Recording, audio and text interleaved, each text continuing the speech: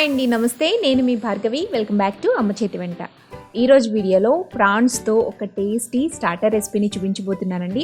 మొన్న new year స్పెషల్గా రొయ్యల వేపుడు చేశానని చెప్పాను కదా, ఆ రెసిపీని చాలామంది అడిగారండి ఎలా చేసుకోవాలి అని చెప్పేసి. ఈరోజు వీడియోలో చూపిస్తున్నానండి.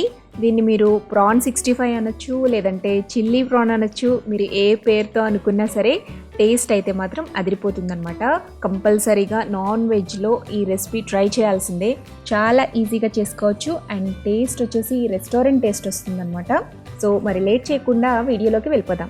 ఇక్కడ నేను 1/2 kg దాకా రొయ్యలు తీసుకుంటున్నానండి. పైన పొట్టు తీసేసిన తర్వాత వెయిట్ నేను చెప్తున్నాను. సో 1/2 kg రొయ్యలు అనమాట. వీటిని శుభ్రంగా ఉప్పు నిమ్మరసం వేసి బాగా వాష్ చేసుకుని ఒక బౌల్లోకి తీసుకుని పెట్టుకోండి. ఈ రొయ్యల్ని మనం ఇప్పుడు మ్యారినేట్ చేసుకోవాలి. మ్యారినేట్ చేసుకోవడానికి మసాలా పొడులన్నీ వేసేద్దామండి.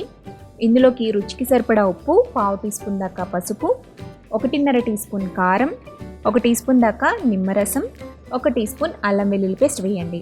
తర్వాత ఇందులోనే 1 టీ స్పూన్ దాకా ధనియాల పొడి, 1/2 టీ స్పూన్ మిరియాల పొడి, 1/2 tea spoon garam masala powder.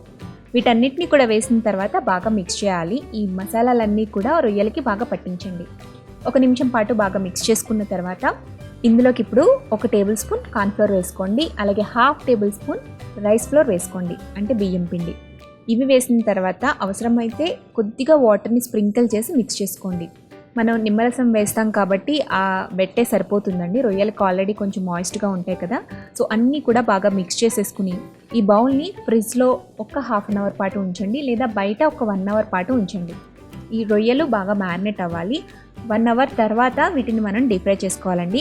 Deep fry చేసుకోవడానికి ఆయిల్ని హీట్ చేసి మీడియం హీట్లో పెట్టుకుని ఈ రొయ్యల్ని కొద్దిగా వేసుకుంటూ ఫ్రై చేసుకోండి. ఇవి క్రిస్పీగా అయ్యేంత వరకు, గోల్డెన్ కలర్ వచ్చేంత వరకు ఫ్రై చేసుకున్న తర్వాత ఒక టిష్యూ ఉన్న ప్లేట్లోకి ట్రాన్స్ఫర్ చేసుకోండి. ఇలాగే మీరు ఎన్ని రొయ్యలు కావాలంటే అన్ని రొయ్యలు ఫ్రై చేసుకోవచ్చు. నేను ఈ క్వాంటిటీ వచ్చేసి 1/2 kgకి చేశాను కదా.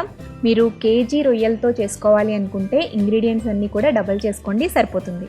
ఇలా అన్ని రొయ్యల్ని ఫ్రై చేసుకుని పక్కన పెట్టేసుకున్న తర్వాత స్టవ్ మీద ఒక ప్యాన్ పెట్టుకోండి. అందులోకి 1 టేబుల్ స్పూన్ ఆయిల్ వేసుకోండి. ఆయిల్ హీట్ అయిన తర్వాత 1 టీ స్పూన్ దాకా జీలకర్ర, 1 బిర్యానీ ఆకు వేయండి. ఇందులోనే 2 పచ్చిమిర్చిని చిన్న ముక్కలుగా కట్ చేసుకుని వేసుకోండి.